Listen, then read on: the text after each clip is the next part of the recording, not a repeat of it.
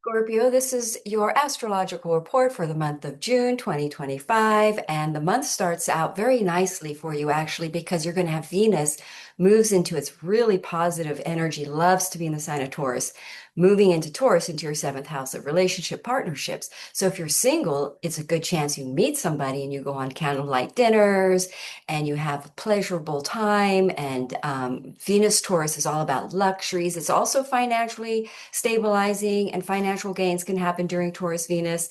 And when Taurus Venus is in your seventh house, a good time. And if you're in a relationship, it could just recharge your relationship. You enjoy wonderful meals together, you stay at home together. It's a very grounding, stabilizing, calm energy. It's actually for a good energy for starting a relationship too. So if a new relationship is coming in right now for you, it might be a very comfortable one and one that could be a stable relationship for you. So, also your ruling planet is in Leo, which is a passionate, fiery energy. So there could be a lot of passion, creative inspiration as well, and courage to initiate new things and take leadership and it's in your 10th house of career. So you're taking bold measures and strides forward in your career during this time that Mars is in your 10th. Then on the 17th, your ruling planet is going to move into the sign of Virgo in your 11th house, where there's a good chance you meet new people. And when next month, we'll talk about this next month, but when Mars and the South Node meet, you could be releasing tribe groups of friends that no longer are a part of your destiny, as it were, or no longer have the same frame of mind or see things in the same way. But anyway, your career looks like a fired, inspiring thing. And then mid-month, that calms down into more sort of practical Virgo energy of building more from those inspired beginnings that happened in the 10th house. So then we've got the full moon in Sagittarius, which is happening on the 11th, and that is going to be in your second house of financing. So that's really nice. That's sort of like this is a really nice full moon, actually. It's a Jupiter full moon. Jupiter is going to be just moving into the sign of Cancer, and which will be in its exaltation. It does square Saturn and it is combust. I forget to mention the sun is combusting Jupiter. So it does put a bit of a halting energy on some of these new Sagittarius beginning in your second house, which is around increased financing, increased possessions, a work opportunity showing up, but something that translates literally into financial abundance and advancements or gain. Um, so that's going to be the full moon that hits. That's going to be the full moon comes in on the 11th. But before that, Jupiter is going to move in on the 9th into the sign of Cancer in your ninth house, where you could very well go travel trips, but where you might learn something, where if you do learn something, it will financially bring you a lot of opportunities. When Jupiter moves into your 10th house, what you learn in your ninth house qualifies you for a career upgrade or financial upgrade or promotion. So Jupiter moving into your ninth house in its exaltation is great for travel and also great for learning things, but also potentially for teaching, earning money as a teacher, but also just wonderful, sort of really expansive knowledge and learning a lot about spirituality and maybe perhaps learning some spiritual skills and gifts that can actually make you income. You could become a coach or a spiritual healer with that during that time. And so now we talked about Mars moving into your 11th house, which again is sort of a lot of energy around because it rules your chart. So a lot of energy goes into meeting new people, tribes, social media, networking, socializing. But then we've got the sun moving into the sign of Cancer with Jupiter in combustion. Mercury's going to be there too. So there's going to be a lot of, I would say, busy learning and communication because we're going to have Jupiter and Mercury conjoining in your eighth house right before that all moves into the ninth house on the ninth here. So there is some sort of, and that's going to be squaring Saturn.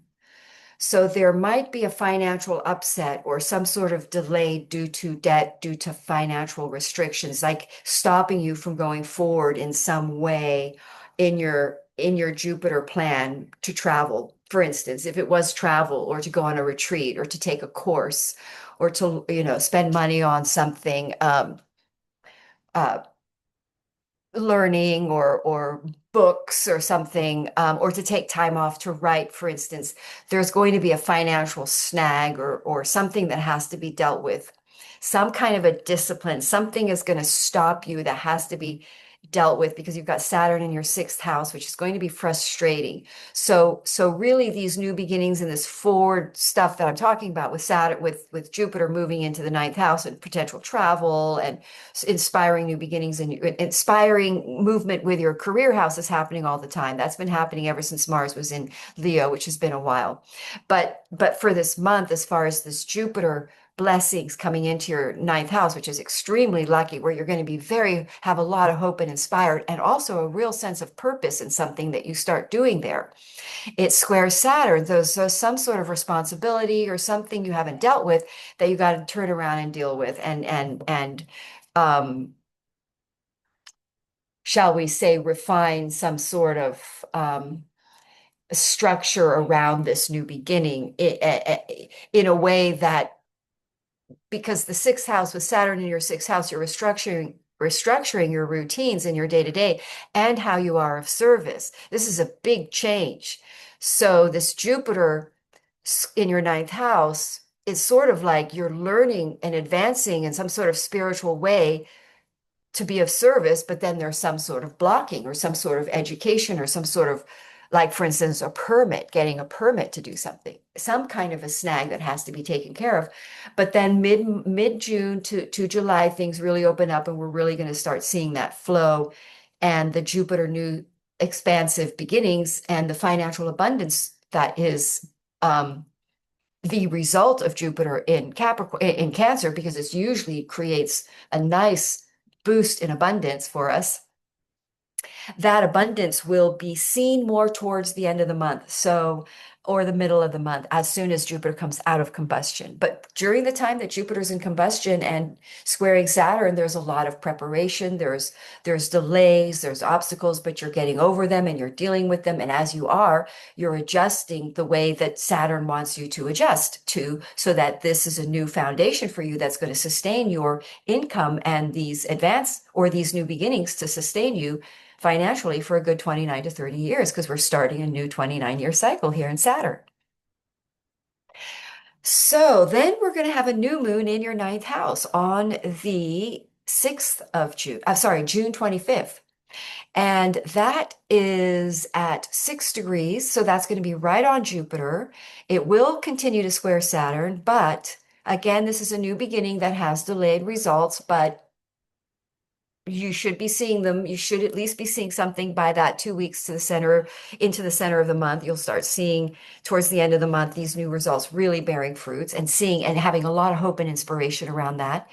Um, this new moon in Sagittarius is really restoring of hope, inspiration, purpose, and truth, and wisdom, and travel, and adventure, and cultural exploration. That's the other thing with Jupiter in your ninth house. You might be wanting to learn other cultural history or other cultural philosophies. I was studying with Jupiter in my ninth house. I was studying Indian philosophy and Vedic astrology things as well. So I was exploring the other cultural religions and philosophies and spirituality. So, what else can we talk about here before I sign off for you? You're going to have your north nodes. You're going to have that south node in your 11th house. And your north node in your fifth. So you're kind of meeting more soul aligned groups of friends, but also you're collaborating and co-partnering or with a sole purpose with groups of friends or an entrepreneurial venture coming in within the next year with the nodes in your fifth house, where you're really exploring your dharma and some sort of collaborative creative project with perhaps a spouse, a mate, a good friend, a business partner, entrepreneurial venture on your own. You could be basically, the fifth house is creating something out of nothing. You could have a child during the period that the north node is there. And with Cancer, if you have any planets, like personal planets where Jupiter in Cancer, there's a good chance that pregnancy can happen when Jupiter is there, because Jupiter in Cancer is all about building a family, building new roots, building new foundations. With that Saturn in Aries, we're really looking at major new foundations, the beginning of the foundation of a new life completely. So it's a really good month. Um, I guess the challenging part for Scorpio would be that Jupiter Mercury on the conjunction here on the 8th. I'm sorry, yeah, around the 8th, tomorrow, the next day. But that could just be surprising news that you have to make a big decision that tilts your destiny. And by the way, this full moon in Sagittarius is going to tilt your destiny a lot through people and tribes and social media and networking. Your destiny is shifted through this full moon. Um, that also opens up an opportunity for a new source of income. And again, Venus is transiting your seventh house, so you have a wonderful month of romance and pleasure and joy. So I hope this reading was inspiring for you. And thanks for hanging out and talking astrology. If you would like a personal reading, feel free to connect with my info down below. And what else? Do like and subscribe if you haven't. And have a wonderful evening. Namaste.